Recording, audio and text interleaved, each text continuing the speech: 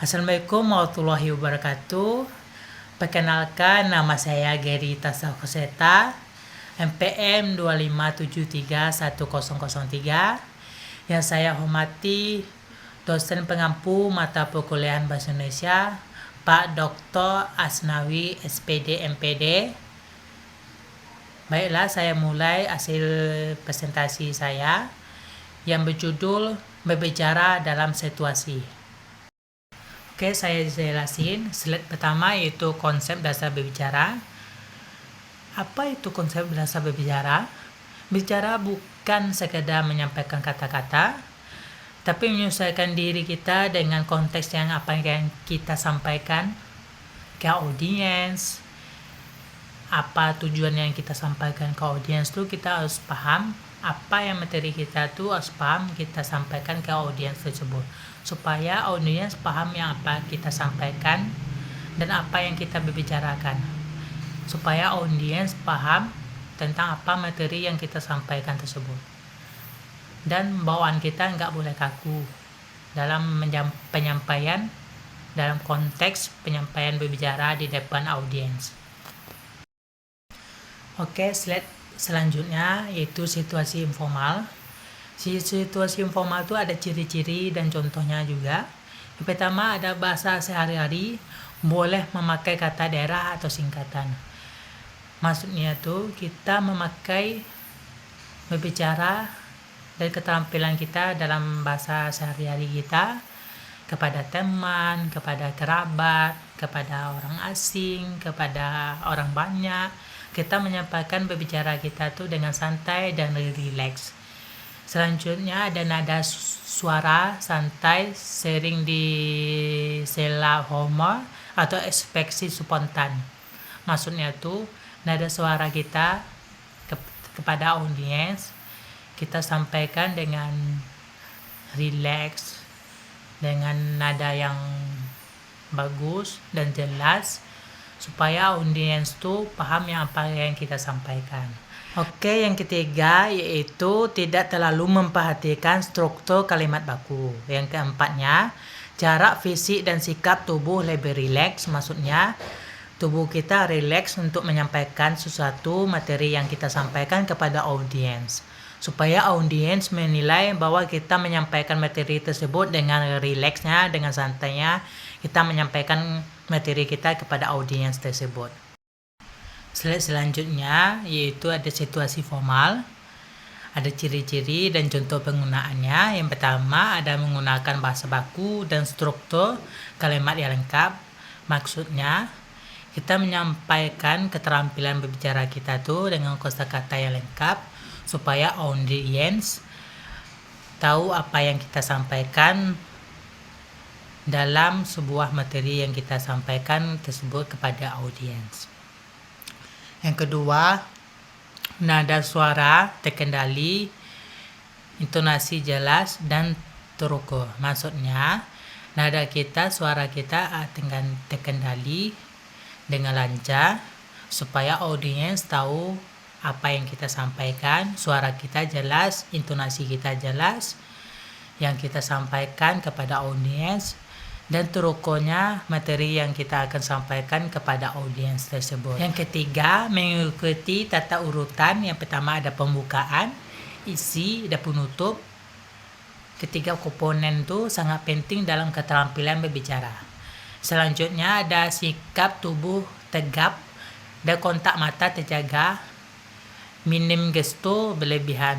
Dalam keterampilan berbicara, tubuh kita tegap dan penyampaian kita dengan jelas, dan gesto kita jangan berlebihan dalam penyampaian keterampilan berbicara tersebut, apalagi kepada audiens. Oke, slide selanjutnya yaitu ada formal dan informal. Terbagi ada dua, yaitu pilihan kata. Pilihan kata situasi formalnya yaitu baku dan sesuai kaidah bahasa. Situasi informalnya sehari-hari boleh pakai bahasa daerah, juga boleh pakai bahasa sehari-hari kepada teman atau kerabat dan orang asing. Selanjutnya ada struktur kalimat yang situasi formalnya lengkap dan tersusun rapi kosakata kita dalam berbicara tersebut.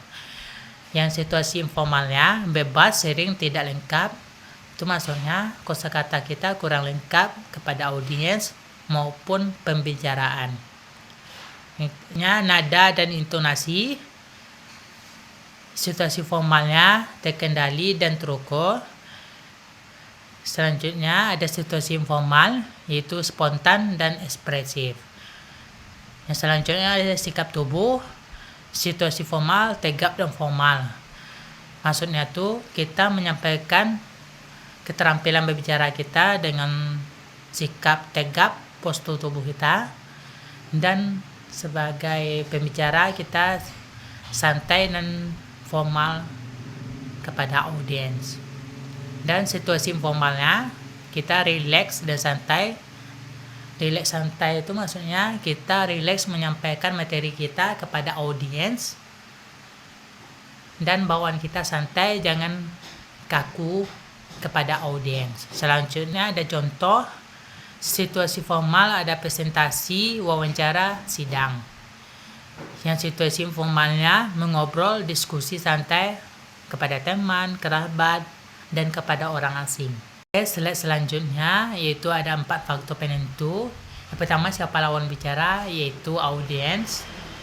Yang kedua, tempat waktu, maksudnya yaitu kita tahu tempat waktunya di mana, seperti ruangan rapat, ruangan kelas, dan lain-lain.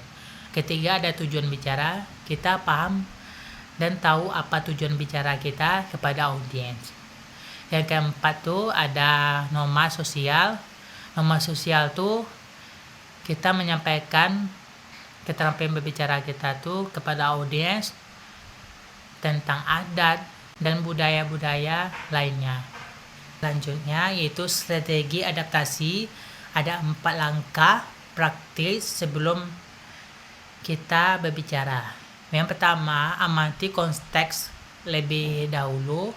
Maksudnya tuh kita mengamati konteks teks yang kita terlebih dahulu sebelum kita menyampaikan berbicara kepada audiens tersebut. Kita paham apa isi dan makna tentang materi kita yang akan disampaikan.